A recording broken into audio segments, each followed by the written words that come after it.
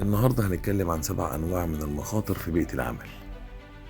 أولا المخاطر الفيزيائية، والمخاطر الفيزيائية عندك الضوضاء الشديدة، الحرارة العالية، الإضاءة الضعيفة أو السيئة، أو التهوية كمان. اللي احنا بنتكلم عن عامل بيتعرض لحرارة عالية، أو عامل بيشتغل في ضوضاء ومن غير ما يستخدم مهمته كشخص، يتسبب لا قدر الله في إنه يفقد سمعه تماما. الكيميائية أو الكيميكال هازارد زي الكيماويات والغازات والأبخرة والمواد السامة.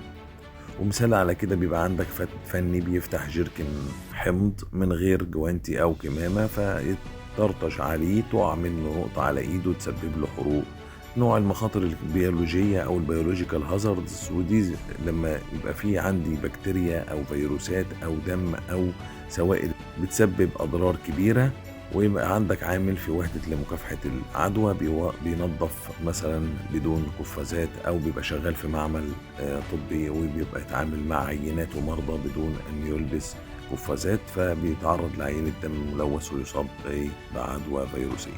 المخاطر الكهربائية الإلكتريكال هازارد، ودي زي لما يبقى في أسلاك مكشوفة عندك في الموقع أو معدات غير معزولة، أو بنعمل بدون فصل التيار الكهربي، أو نعمل نظام اللي هو اللوج أوت تاج أوت سيستم، وده نبقى نتكلم عنه. فلما يبقى عندك فني بيشتغل على كابل ضغط عالي من غير أدوات حماية، ممكن يتسبب له ده في صعقة كهربائية. المخاطر الميكانيكية زي الماكينات المتحركة أو الأجزاء الدوارة أو سقوط المعدات، وما يبقى عامل واقف تحت سقالة وفجأة يقع عليه مفتاح معدني من ارتفاع، يسبب له طبعا إصابة، أو إنه ينحشر في المعدة أو يحصل له اصطدام بيها أثناء دورانها.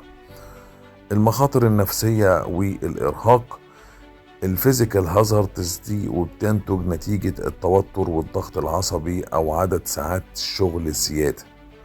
ولما يبقى عندك موظف شغال 12 ساعة يوميا، بدأ بعد كده بتلاقيه بيعاني من قلة التركيز وبيتوتر، وفي لحظة من عدم الانتباه ممكن يحصل ان هو يصيب نفسه او يعمل اصابة لزمايله. واخر حاجة هي مخاطر الارجونومكس اللي هنتكلم عليها النهاردة، ودي المخاطر اللي بتنشأ نتيجة طريقة الشغل نفسها، وضعيات الجسم الغلط، التكرار في الحركة، او رفع احمال. بس لما يبقى في موظف بيشتغل على كمبيوتر في وضعية قاعدة غلط وكرسي مش مريح، بعد كام شهر ظهره بيحصل مشاكل في ظهره وركبه في المنطقة دي، وآلام في فقرات الرقبة بشكل مزمن.